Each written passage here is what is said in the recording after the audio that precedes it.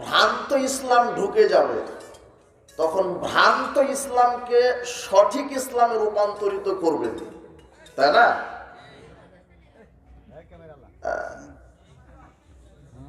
জি,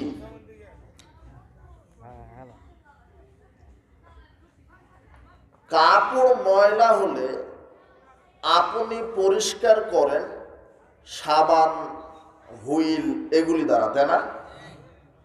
তো ইসলামের মধ্যে যদি ময়লা হয় তাহলে ইসলামকে পবিত্র করা লাগে কোরআন আর হাদিস দ্বারা।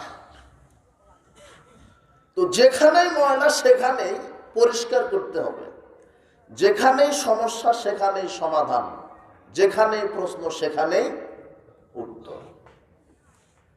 আমরা আহলে হাদিসের মানুষ, যেই হোক যেখানে হোক যে সময়